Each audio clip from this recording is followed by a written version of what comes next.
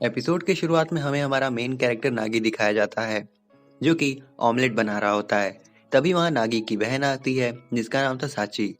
और गाइस, मैं आपको बता दूं कि साची नागी की असली बहन नहीं है। नागी जब पैदा हुआ था तभी उसके पेरेंट्स से वो बिछड़ गया था और साची के पेरेंट्स नागी को बचपन से पाल रहे होते हैं। साची नागी से कहती है कि क्या तुम मेरे लिए भी ऑमलेट बना सकते हो। तो नागी बोलता है कि तुम खुद बना लो, मेरे पास उतना टाइम नहीं है। साची कहती है इसी वजह से तुम दोस्त नहीं बना पाते हो, ऐसे बात करते हो, और साची वहां से चली जाती है।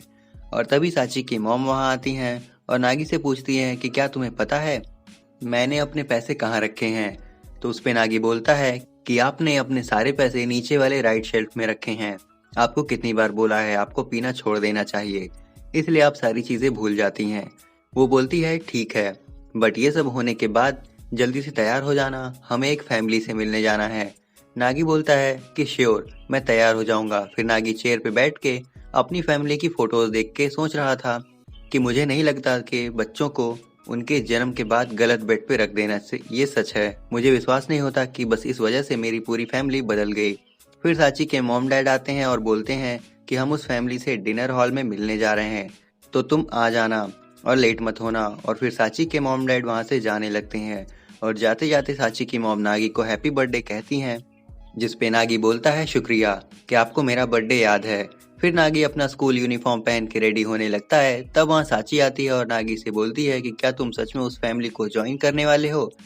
नागी बोलता है कि क्या तुम्हें लगता है कि अब मैं किसी और को एज अ पेरेंट एक्सेप्ट करूंगा। नागी बोलता है कि मैं अब 16 साल का हो गया हूँ, मुझे अब नए पेरेंट्स की जरूरत नहीं, मैं बस उस फैमिली से मिलने जा रहा हूँ और कुछ नहीं। फिर साची पूछती है कि तुम इतनी जल्दी कहाँ जा रहे हो। तो नागी उसको बताता है कि मैं लाइब्रेरी जा रहा हूँ, मुझे स्टडी करनी है, मुझे अपने राइवल को हराना है। साची बोलती है कि तुम हमेशा ऐसे ही करते रहते हो, मुझे विश्वास नहीं होता कि तुम किसी और के बच्चे हो और तुम मेरे असली भाई भी नहीं हो। तो नागी बोलता है कि ये सब सच है, लेकिन तुम्हारे मॉम डैड ने मुझे बचपन से संभाला है, तो मैं उन्हें छोड़ना नहीं चाहता। फिर साची रोने लगती है और बोलती है कि मैं नहीं चाहती कि तुम कहीं जाओ, मैं तुम्हें खोना नहीं चाहती। तो नागी साची को बोलता है कि तुम बहुत रोती हो और मैं कहीं नहीं जाने वाला हूँ। मैं उस फैमिली को बोल दूंगा कि मेरा उनका बेटा बनने का कोई इरादा नहीं है। The girls with their nails done now.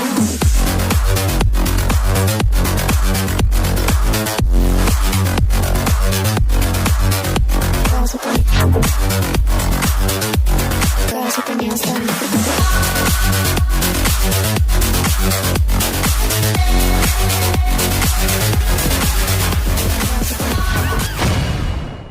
इसके बाद हम देखते हैं कि नागी लाइब्रेरी जा रहा होता है और एक ब्रिज से गुजर रहा होता है।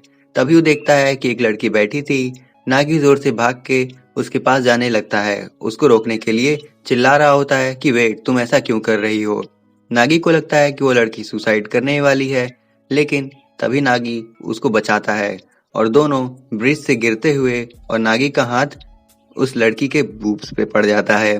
और जब वो लड़की देखती है कि नागी का हाथ उसके बूब्स पे है, तो वो नागी को जोर से खींच के लगाती है और ये सब उस लड़की के पास के कैमरे में रिकॉर्ड भी हो जाता है। आगे नागी उस लड़की को पूछता है कि तुमने मुझे इतनी जोर से क्यों मारा और तुम आखिर उस ब्रिज के ऊपर बैठ कर क्या कर रही थी। तब लड़की कहती है कि मैं तो ब्रिज पे बैठ के वीडियो रिकॉर्ड कर रही थी इंस्टा पे अपलोड करने के लिए, और तुम बीच में आ गए और मेरा पूरा वीडियो खराब हो गया। फिर नागी बोलता है कि अच्छा, तो ये सब फॉलोअर्स बढ़ाने के लिए था। तो लड़की बोलती है कि मुझे फॉलोअर्स की जरूरत नहीं, मेरे पास ऑलरेडी बहुत सारे फॉलोअर्स हैं। नागी सोच रहा था कि ये क्या लड़की है, बहुत फेमस है, और नागी को लग रहा होता है कि शायद उसने पहले उसको कहीं तो देखा है।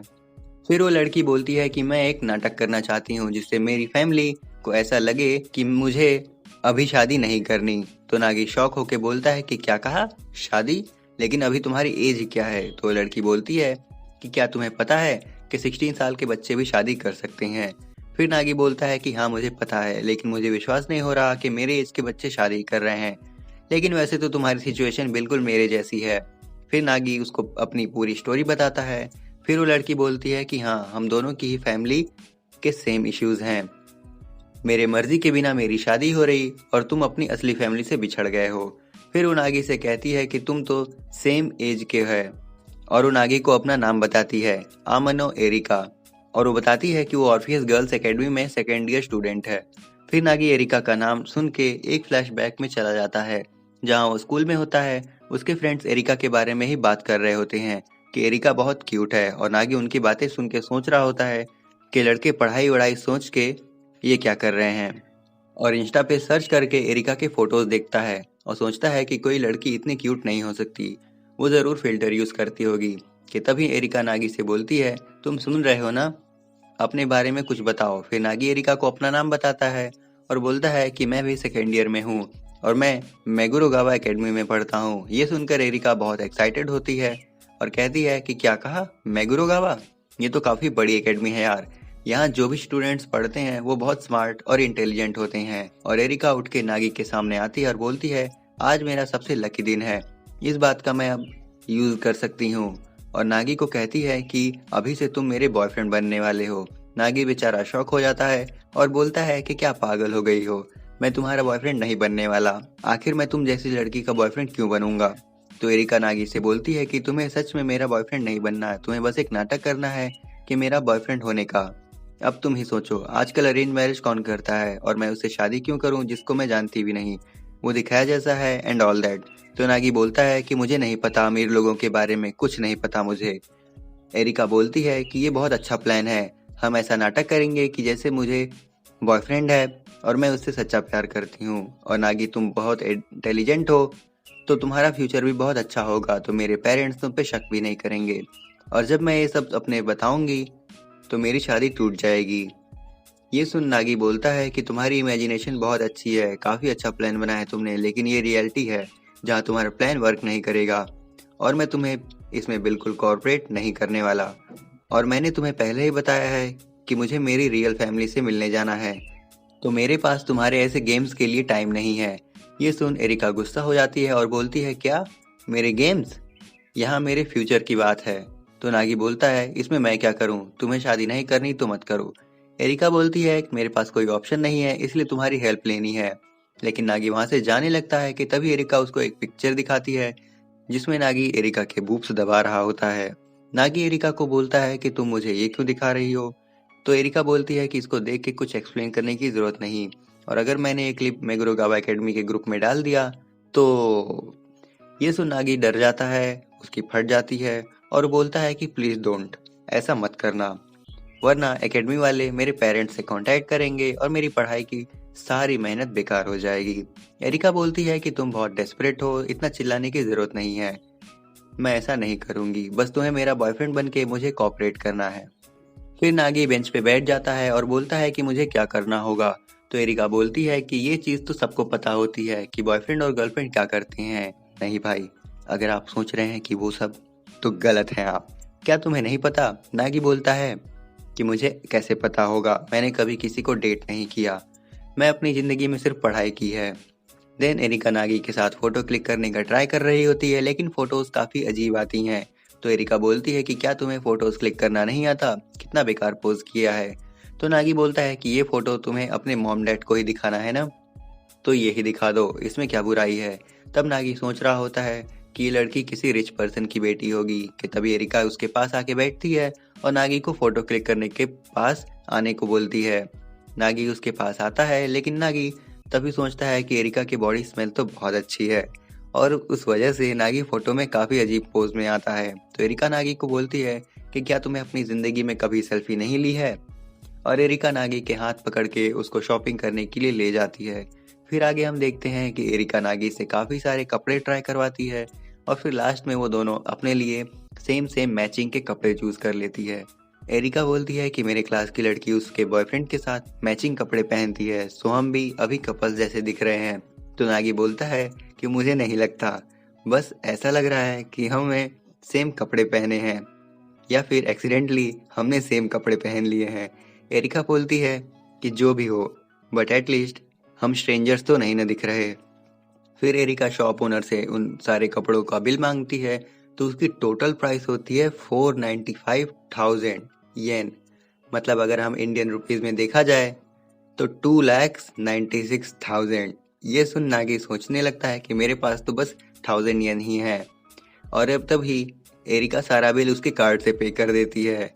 ये देख नागी सोचता है कि मेरे क्लासमेट जो एरिका के बारे में बोल रहे थे वो सच है, कि वो बहुत पैसे वाली है, ये किस फैमिली से बिलोंग करती होगी एंड ऑल। फिर एरिका और नागी सेल्फी लेने लगते हैं, बट उसमें नागी के काफी फनी पोज बनाया होता है। एरिका बोलती है कि क्या यहाँ मजाक चल रहा है, तुम्हें बहुत बकवास पोज दी है। अगर तुम्हें मेरा बॉयफ्रेंड बनना है तो तुम्हें स्ट्रांग दिखना पड़ेगा। फिर एरिका एक और पिक क्लिक करती है और नागी ने बिल्कुल विलन जैसा मुंह बनाया था, लेकिन एरिका बोलती है कि पिछली वाली से तो ये बेटर ही है। और एरिका अपने कपड़े चेंज करने चली जाती है। तब नागी सोच रहा होता है कि एरिका ये सारे फोटोज अपने पेरेंट्स को ही तो दिखाने वाली है, फिर उसने ऐसा क्यों कहा कि मुझे स्ट्रांग दिखना पड़ेगा। नागी सोच रहा होता है कि एरिका की फैमिली बहुत रिच है, तो क्या शायद वो लोग गैंगस्टर्स या कोई फोर्स का तो काम नहीं करते होंगे। उसके बाद नागी और एरिका अपनी सेल्फीज चेक कर रहे होते हैं। तभी नागी एरिका से पूछता है कि तुम्हारी फैमिली काम क्या करती है। तो एरिका बोलती है कि मेरी फैमिली होटल चलाती है। ये सुन नागी बोलता है कि मैंने कुछ ज्यादा ही सोच लिया। आगे एरिका बोलती है, जो फोटो हमने पहले क्लिक की थी मैं वही फोटो अपने मॉम डैड को दिखाने वाली हूँ, क्योंकि मुझे नहीं लगता कि तुम्हारे स्ट्रांग ना दिखने से कोई फर्क पड़ता है। मुझे लगता है कि असली फोटो वही होती है जिसको क्लिक करते हुए हमने उस मोमेंट को एंजॉय किया हो। और हमारी पहली वाली फोटो बिल्कुल नेचुरल है, उसमें ना ही हमने कोई एक्टिंग की है और ना ही अलग से कपड़े पहने हैं। और मैं अपने फोटोज में भी कम से कम एडिट करने का ट्राई करती हूँ। नागी एरिका को बोलता है कि क्या तुम सच में यही फोटो अपने मॉम डैड को दिखाना चाहती हो? हमने और भी बहुत सारे फोटोज क्लिक किए हैं। लेकिन एरिका बोलती है कि हाँ, मैं यही फोटो दिखाना चाहती हूँ, ये थोड़ा फनी भी है। फिर एरिका वो फोटो अपनी मॉम को सेंड करती है और नागी अपने मन में सोच रहा होता है कि मैं सोच रहा था कि एरिका और मेरी लाइफ एक दूसरे से काफ़ी अलग है, लेकिन हमारी लाइफ काफ़ी हद तक एक जैसी है। तभी एरिका के मॉम का मैसेज आता है, तुमने जो फोटो सेंड की है वो काफ़ी फनी है, लेकिन अब ये सब छोड़ो और जल्दी से घर आ जाओ।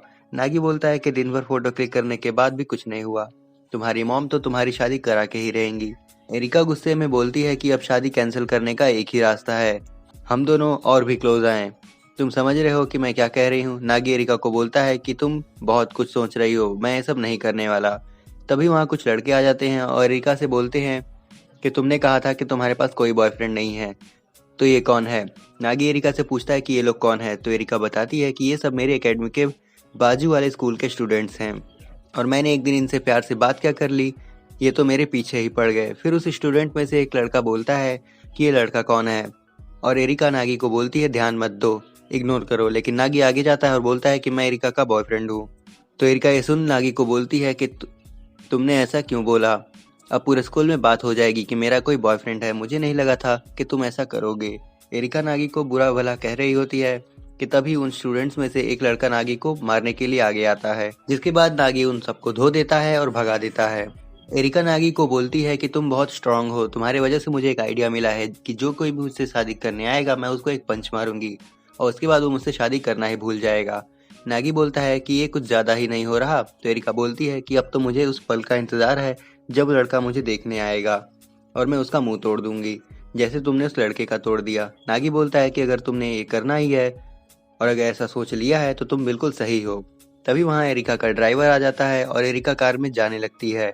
एरिका नागी को थैंक यू बोलती है और कहती है कि तुमने आज मेरी बहुत मदद की है और जो फोटोज मैंने क्लिक की थी मैं उसको डिलीट कर दूंगी, चिंता मत करो, मुझे माफ कर देना, शायद हम फिर कभी नहीं मिल पाएंगे। मेरे पास कोई दोस्त नहीं है, लेकिन आज तुम्हारे साथ घूम के अच्छा लगा और ऐसा लगा कि हम डेट पे गए थे और बुरा हुआ कि मेरी शादी जिससे होने वाली है वो तुम नहीं हो। फिर वो नागी को जस्ट किडिंग गुड बाय करके वहाँ से चली जाती है। फिर नागी वहाँ से डिनर हॉल में जाता है जहाँ उसको उस फैमिली से मिलना था। नागी वहाँ पहुँचने बोलता है कि सॉरी मैं लेट हो गया। फिर उस फैमिली में से एक पर्सन नागी को बोलता है कि तुमसे मिलके अच्छा लगा। नागी बोलता है मी टू। और यहीं पे हम देखते हैं कि दूसरी तरफ से एरिका आ रही होती है और तभी हमें पता चलता है कि जिससे एरिका की शादी होने वाली थी वो नागी था और जो नागी के रियल पेरेंट्स थे वो एरिका के पेरेंट्स थे। जिसके बाद उसके डैड बोलते हैं कि वो आ गई और ये सब देख एरिका नागी को बोलती है कि मुझे कुछ समझ ही नहीं आ रहा और नागी एरिका से डर के उससे दूर जाने लगता है। लेकिन एरिका उसको मारने के लिए उसके पास जाके बोलती है कि अब मैंने खुद को प्रॉमिस किया था कि इसलिए मैं तो उसको मार के ही रहूंगी जिसके साथ मेरी शादी होने वाली है। यहाँ एरिका नागी को पंच मारती है और वहाँ एरिका और नागी के मॉम डैड उनकी शादी पक्की कर देते हैं। उसके बाद सीन शिफ्ट होता है और हमने दिखाया जाता है कि नागी क्लास में जा रहा होता है और एक लड़की आके उसको टकरा जाती है जिसका नाम हीरो होता है और वो नागी से बोलती है सॉरी तुम्हें कहीं लगी तो नहीं, और नागी बोलता है कि नो इट्स ऑल राइट और हीरो वहाँ से जाने लगती है कि तभी नागी उसको बोलता है कि इस बार मैं तुम्हें एग्जाम में अपने पीछे छोड़ के रहूंगा। ये सुन हीरो बोलती है लेकिन मैं तुम्हें जानती भी नहीं, जिसपे नागी बोलता है कि मैं क्लास में सेकंड आने वाला हूँ। उसके बाद हमें एक फ्लैशबैक दिखाया जाता है जहाँ हीरो बोल रही होती है कि वो उसी लड़की से शादी करेगी जो उससे ज़्यादा स्मार्ट होगा। फिर नागी सोचता है कि एक बार पहला नंबर मिल जाए फिर मैं उसको बता दूंगा कि आखिर मुझे क्या चाहिए। और एपिसोड के लास्ट में हमें एरिका दिखाई जाती है जहाँ वो नागी के साथ फोटोज देख के खुश हो रही थी कि नागी मेरा फियांसे है। और यहीं पे एपिसोड 1 खत्म हो जाता है। सो ये था the couple of cuckoos anime series के एपिसोड 1 का एक्सप्लेनेशन। अब आप हमें कमेंट करके बता सकते हैं कि नेक्स्ट आप किस एनिमे सीरीज या एनिमे मूवी का एक्सप्लेनेशन देखना चाहते हैं। हम पूरा ट्राई करेंगे कि आपके रिक्वेस्टेड टॉपिक का एक्सप्लेनेशन आपको सर्व कर सकें। अब अगर आप demon slayer Mugen train arc के एपिसोड्स का एक्सप्लेनेशन देखना चाहते हैं तो डिस्क्रिप्शन में दिए गए वीडियो के प्लेलिस्ट पे क्लिक करके चेकआउट कर सकते हैं। अब अगर ये वीडियो आप सबको ज़रा भी पसंद आई हो तो इसे लाइक और शेयर करें और ऐसे कंटेंट्स के लिए हमारे चैनल को सब्सक्राइब करें। सो आज के लिए बस इतना ही। हम जल्दी लौटेंगे एक नई वीडियो के साथ। Till then keep watching and डीक स्थान। सायोनारा।